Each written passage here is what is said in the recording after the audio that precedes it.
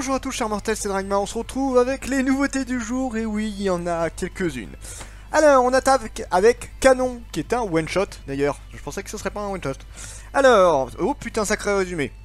Depuis qu'une nuée d'extraterrestres s'est abattue sur le pays, une sempiternelle pluie tombe sur Tokyo. Le peuple vit désormais séparé en deux, ceux qui vivent à la surface et des privilégiés vivant sous terre. Canon, jeune femme qui travaille dans un petit café, fait partie de ceux de la surface. Sous ses airs fragiles, elle cache en réalité un caractère pour le moins unique malgré la situation du monde. Son unique préoccupation est Sosuke Sakai, l'homme qu'elle aime en vain depuis le lycée. Des retrouvailles inattendues lui permettraient-elles enfin de conquérir le cœur de son idole? Rien n'est moins sûr qu'un Sosuke, véritable héros national, engagé dans la lutte contre l'invasion des gelés, et de surcroît un homme marié. Canon aura-t-elle le courage de courir après cet amour interdit? Science-fiction, romance, mélancolie. Ça m'a l'air assez particulier comme manga, mais bon, voilà, pourquoi pas. Et en fait, lui, j'avais même pas vraiment fait gaffe à ce que c'était, je l'ai vu vraiment dans les nouveautés du jour. Donc voilà, on va voir. Je sais pas du tout ce que ça va leur. Alors, du coup, ensuite, un stand après, fait par l'auteur ou l'autrice, je sais plus, Daisuke Ima, la personne qui a fait Destin Parallèle, elle et lui, un manga que j'avais énormément aimé. Alors là, c'est dommage, c'est un one-shot, c'est pas une série un peu plus longue.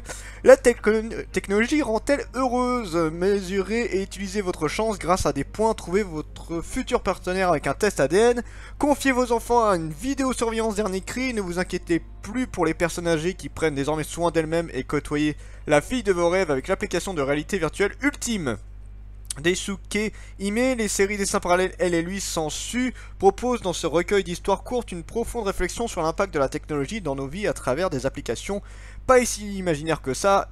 En trouver la porte d'un futur fascinant et plus proche qu'on ne le pense. Ça se trouve c'est des trucs qu'on a déjà effectivement. Donc moi ça m'intéresse, j'avais déjà bien aimé Dessins Parallèles que j'avais trouvé vachement sympa.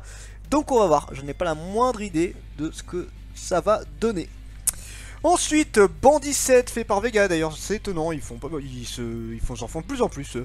Alors, dans un monde qui touche à sa fin, le bien et le mal ont échangé leur place, et dans une zone dénuée de loi, les courtiers font commerce de tout, du cadavre jusqu'au missile. Un duo composé d'Hugo et Roxane parcourt l'ancienne route 66 attiré par l'odeur de l'argent et les pièges en tout genre. Cet être hors du commun se retrouve pris dans une comédie trash et unique. Et ben pourquoi pas, Bandit 7. Donc voilà, ça pas encore une fois, j'ai pas la moindre idée de ce que ça va parler. Là, ça fait partie des nombreux mangas où voilà, j'ai acheté. Je sais pas ce que ça va valoir, mais on verra. Moi, quand je me regarde un slime, 8ème tome dans un manga que j'apprécie, même s'il y a Remonster qui arrive bientôt, et ça, je l'attends encore plus. Alors, moi, quand je me regarde en slime, qu'est-ce que c'est? Eh bien, c'est une personne qui est morte et qui s'est réincarnée en slime. Le titre est plus qu'explicite, et du coup, voilà, tout ce qu'il mange, il peut l'intégrer dans son corps, donc il va manger les personnes, il va devenir ces personnes, il va manger des éléments, des créatures, il va gagner leur capacité. Et il a aussi un sorte de grand esprit qui lui permet de comprendre à peu près tout ce qu'il trouve à sa portée. Et du coup, bah voilà, il va créer une armée de gobelins, d'orques, voilà, ça va être un mix de plein de trucs. Il va faire sa petite vie, son petit village qui va s'agrandir de plus en plus, et il va du coup avoir des relations avec les humains, les nains, les elfes, tout ça, on va avoir un peu de tout. C'est sympathique, c'est plutôt agréable à lire, mais je le redis, j'ai une grosse préférence pour Remonster qui est bien plus épique à mon goût. Mais en tout cas, j'aime quand même bien, moi, quand je me regarde en slime. Ensuite, Malédiction Finale, dernier tome. Alors là, du coup, je ne montrerai rien. J'aime bien la couverture est très très classe. Malédiction Finale, très très très sympa. Donc bon, ça fait beaucoup penser à Destination Finale pour le coup. L'histoire, en fait, c'est plusieurs personnes qui sont parties, qui reviennent de voyage, de mémoire, qui reviennent de voyage. Ils devaient emprunter une route et finalement, au dernier moment, ils ont décidé de changer, de prendre une autre route. Sauf que normalement, la route qu'ils devaient prendre à la base, eh ben, c'est celle qui aurait dû causer leur mort. Ils vont rencontrer sur l'autre route une sorte de... Enfin, un yokai, donc un démon homme-vache, donc juste une tête d'homme et le reste corps de vache. Ils vont rentrer dedans avec la voiture, pas fait exprès, ça c'est vraiment pas voulu. Et quand ils vont voir la créature, ils vont paniquer et la tuer. Sauf que, manque de bol, elle va leur jeter une malédiction. Et du coup, ils vont chacun mourir dans l'ordre dans lequel ils auraient dû mourir dans l'accident. Voilà, et maintenant, bah, chacun à leur tour, ils sont en stress total pendant une semaine. De mémoire, c'est une semaine, ouais. À chaque fois où ils sont en mode, putain, voilà, qui est-ce qui va mourir?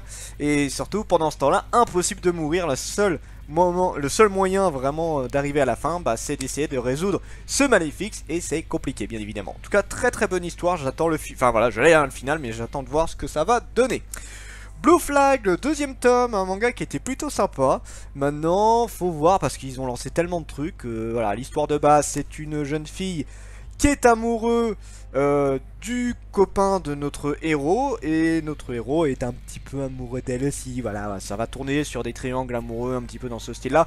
J'en parle pas des masses parce que Blue Flag m'a pas, enfin j'ai bien aimé mais m'a pas trop marqué, et surtout c'est un bordel sans nom. Tu sais, tel est amoureux d'un tel, l'autre est amoureux d'un tel, t'as au moins 5 personnes qui s'aiment dans le même groupe.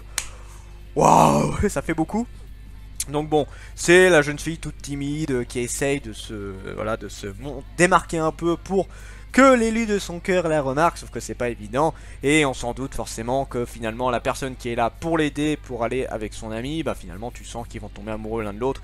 Bon, tu le vois venir à 3 km, mais bon, on va voir, on aura peut-être la surprise, hein. Il y a eu quand même 2-3 surprises sur la fin du deuxième tome. Maintenant, on va voir ce que ça donne, mais bon, ça reste assez sympa comme manga.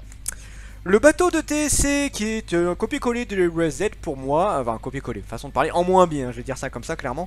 L'histoire, c'est un jeune homme, son père a été, voilà, était un criminel, enfin voilà, tout le monde dit que c'est un criminel alors qu'en fait bah, on n'est pas sûr du tout.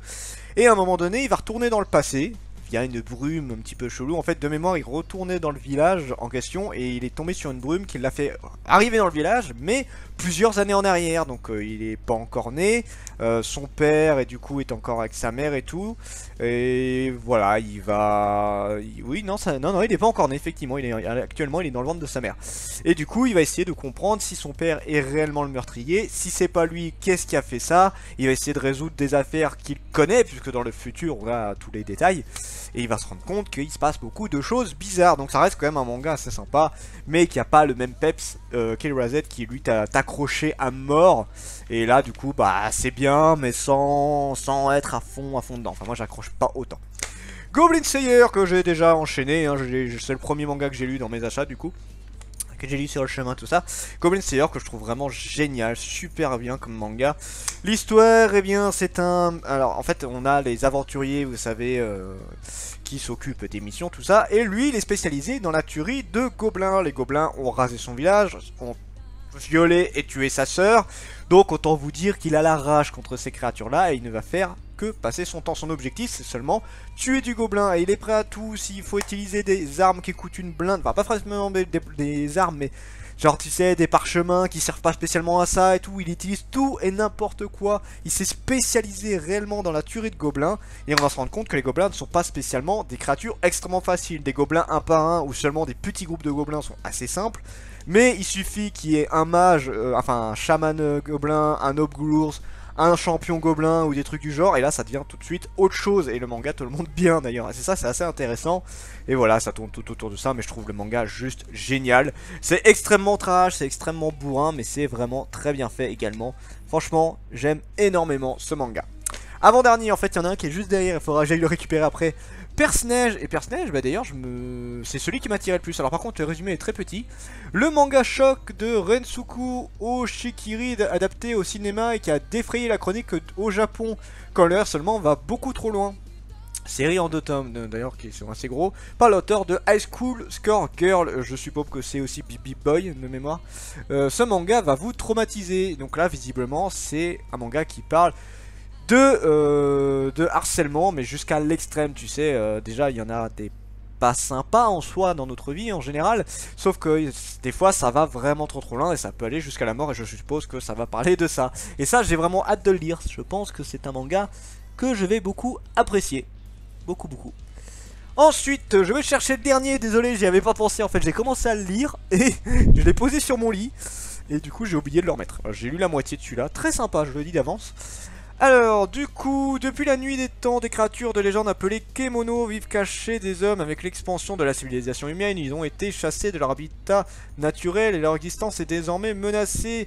De ces contacts sont nés des hybrides de sang mêlés comme Kabane, un jeune garçon mi-ghoul, mi-humain, abandonné par ses parents. Il mène une vie paisible dans un village perdu au fond des montagnes, mais lorsqu'une série de crimes atroces survient, un détective de Tokyo est appelé pour enquêter. Du peu que j'ai lu, c'est très sympa. J'ai pas encore tout lu, j'ai lu que la moitié, mais ça se lit tout seul. Franchement, je me suis étonné à me voir enchaîner la lecture du manga. Franchement, très sympa. Donc là, j'en parle pas trop. Je pense que c'est un manga que je vais très rapidement présenter. Donc voilà, c'était les nouveautés du jour, c'était Dragmar et je vous dis à la prochaine, chers mortels.